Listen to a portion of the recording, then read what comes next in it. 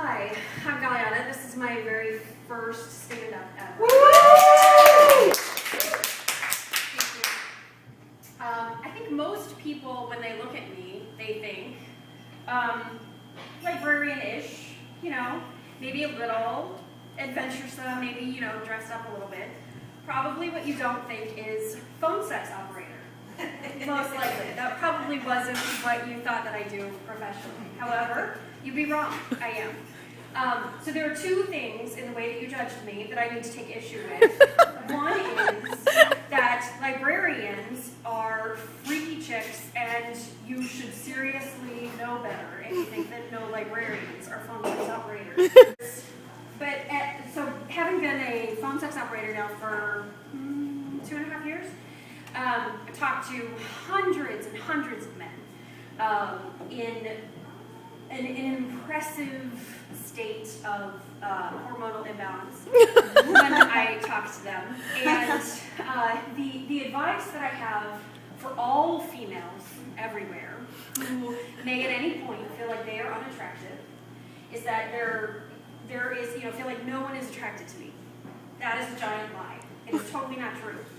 There are two ways that you can be massively attractive to someone. Now, I'm not going to say that you're attractive to the person that you want to be attracted to, but that you're attracted to someone. One is 3 words. I like sex. It's astonishing how attractive that statement is. The corollary to that is I swallow enthusiastically. That also works. I'm leaving. Do you feel judged? I'm sorry. But there is, I was educated here in town at a bastion of inclusion, and I understand that there are people for whom I like sex is not a true statement. There are asexual people, there are certainly people who've been traumatized or something like that, so then there's 2 other words. Foot fetishes. So here's the deal, is that in the human brain, when we map it, when people think about boobs, and when people think about feet, those are very close in our brain. So what's happened, if you think about sort of the way that the human race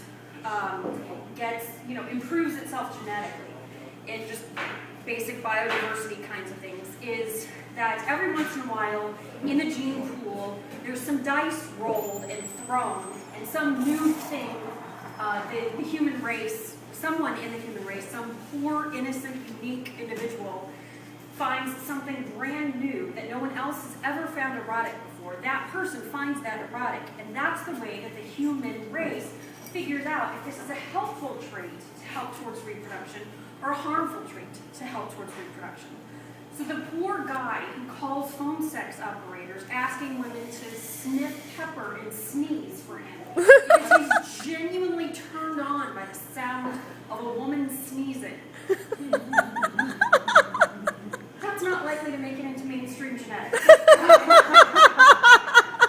It's just not. Because really then his target audience are people with strong seasonal hay fever. And that's not a good pool for reproduction. But somebody who is attracted to the shape or scent or feel of a woman's foot, that encourages a man to rub a woman's feet.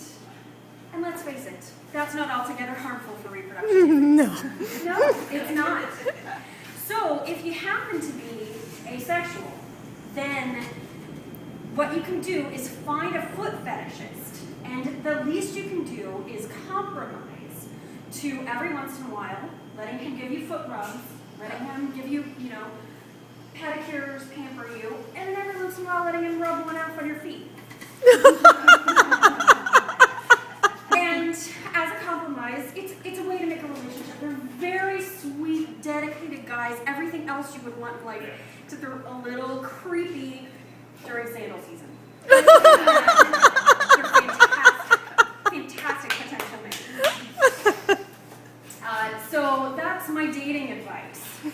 Then the question that I get asked most often when people find out that I'm a phone sex operator is, What's the weirdest call you've ever had? And, you know, back to the biodiversity thing, there are people with very unique fetishes and very unique, you know, interests or whatever. So but there's kind of a chain, you know, so if somebody calls and they're a little uncertain about what it is that they want to talk about, or they just kind of start slow, then I tend to, you know, so do you want to be in charge, or do you want me to be in charge, or do you want it to be both of us? Oh, fantastic. Then do you want, you know, does that mean that you like paint? Does that mean that you like this? Does that, and so there are these trees, like, oh, you're interested in cuckolding, which is where you're together with a woman, but she's sleeping with other people. There's this chain of fetishes that usually go together that you can kind of predict. So there's, oh, okay, cuckolding, fantastic. So do you help me get dressed? Do you pick out my things? Is this for you to be humiliated, or is this a bonding experience for us to have you watch me fuck other people? Is it important to you that it's a black gentleman with a very large phallus? Because that seems to be a pretty common component to that fantasy. So you kind of learn the pathway, right, of fantasies and how they string together. But occasionally the combo of fetishes it is surprising. So for example, one day, I answered the phone. So I wanted to talk to you about like pantyhose, you know? And I was like, yeah, and I'm thinking, pantyhose, okay. Shoes, could be a foot fetishist, could be garter, stocking, lingerie, could like trampling, could like just the textures. There's a lot to kind of start with in pantyhose. Does he want to wear the pantyhose? Is this a cross-dresser? Or is this, you know, so there are some branches, but it's kind of a finite thing. But okay, I got the tree. I know where to go from here. I got it, pantyhose, it's a good start. So, you know, pantyhose, like, you know, aliens,